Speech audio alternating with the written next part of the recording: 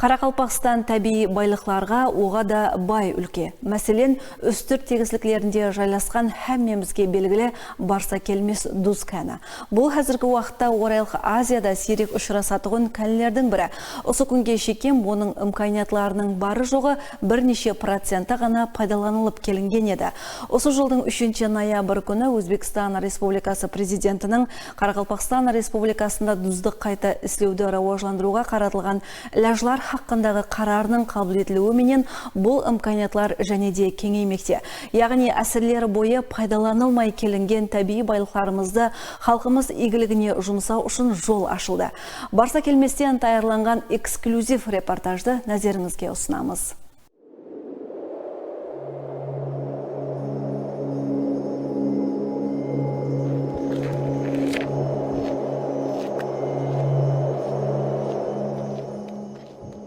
Бұл аймаққа әйемгі заманлардан бері адамлар аз келген.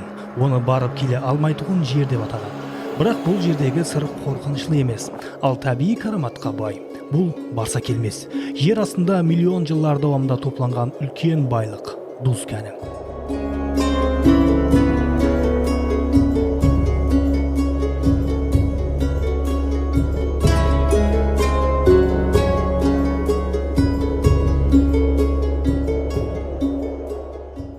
Біз қазір Қарақалпақстандағы ең текарғы табиғи байлықларының бірінің мәкәні, яғни барса келмес Дуз кәнінде тұрыппыз.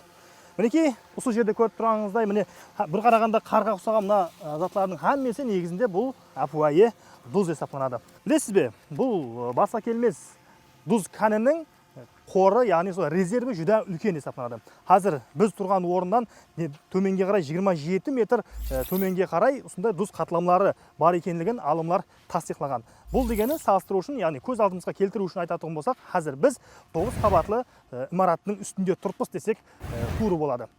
Улма бұның кәннің майданына келетін болсақ, қазіргі уақытта бұның майданы 1000 квадрат километрді құрайды екен. Яғни, онан бір әпуа етіп көз алдымызға келтіретін болсақ, қазіргі уақытта дүниядағы Сингапур мемлекетінің ұлымалықы жер майданы 736 квадрат километрді құрайды.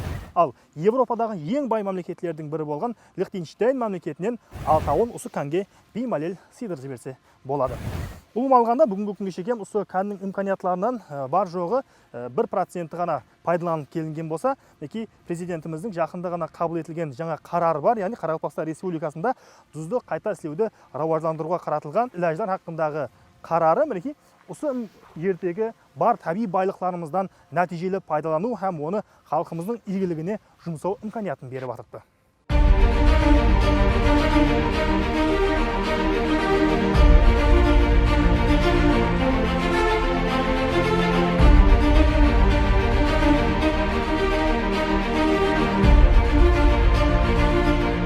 Шексіз шөл қойнындағы бұл ақ кеңістік келешек санаты үшін әхметлі дәрек.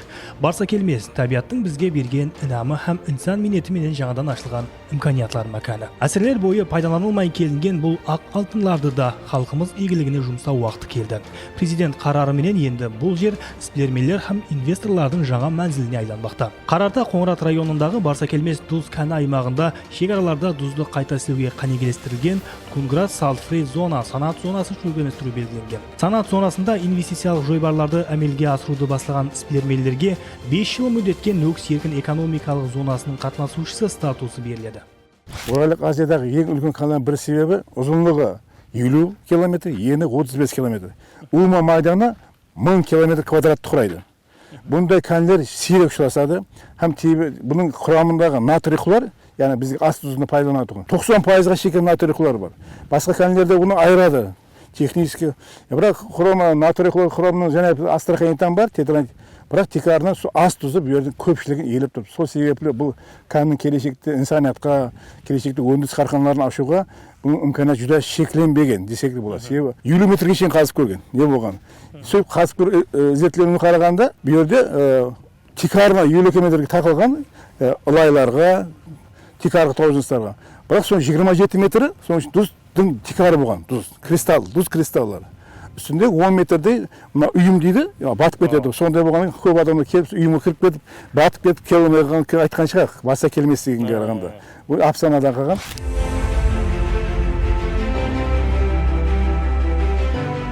Қарарда Қоңырат районындағы Барса келмес Дуз кәні аймағында шекараларда дузды қайта әсілуге қанегелестірілген Кунград Salt Free зона санаат зонасын шөлкелместіру белгіленген. Санаат зонасында инвестициялық жойбарларды әмелге асыруды басылаған сплермелерге 5 жыл мүддетке нөкс еркін экономикалық зонасының қатынасушы статусы беріледі. Президент қарарында 2025-2026 жылларда 50 гектар жер майданында инвестициялық жойбарларды әмелге асыру, зәрулік туылғанда болса санаат зонасы аймағын басқыш 200 гектарға шекем кеңейту вазипасы берілген. Негізінде бұл әпуайы техникалық көрсетпе емес. Бұл регион экономикасының келешектегі рауажану концепциясын белгілеп беретін стратегиялық қарар болып есептеледі. Осы кәнді инвесторларды шақырмастан алдын президенттің қарарында жазылған коммуникацияларды. Бұл бәрі есепке алынған. Тек қана инфраструктура, су, электр энергиясы, транспорт тармақлары, логистика жақлары бәрі қаратылған. Жер бетінде жайласқан кән болса, таза кән болса, таза сапа жағынан. Қазып алу бойынша қиын болмаса, айтарлықтай. Һәм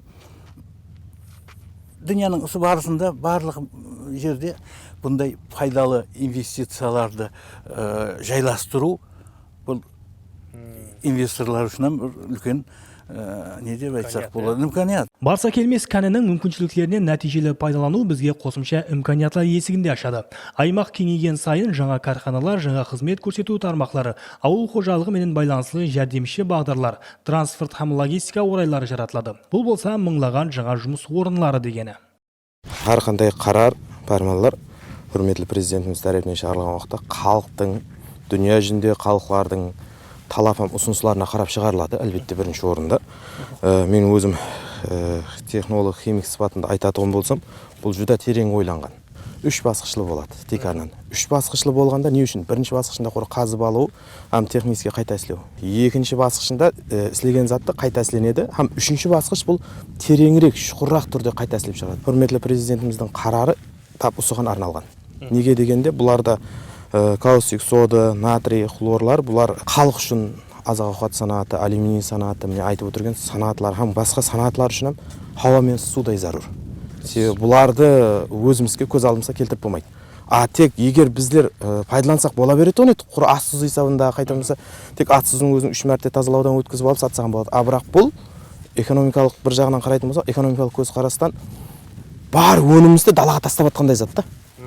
Бұл жәмиетті ойлаған, елдің жақсы тәріпке ойланғаны, елді қайғырған адамның қарары екені анық көрініп тұрды. Хақиқатында да президент қарары бұл тек қана аймақты кеңейту режесі емес, ал республикамыздың экономикалық келешегін белгілейтін стратегиялық бағдарлама. Инвесторлар үшін сенім кепілдігі, жаңа өндіріслер үшін болса кең имканият, халықтың абаданлығын арттырушы экономикалық күш, аймақты санаат орайына айландыру жолындағы ең әхметлі қадам болып есептеледі.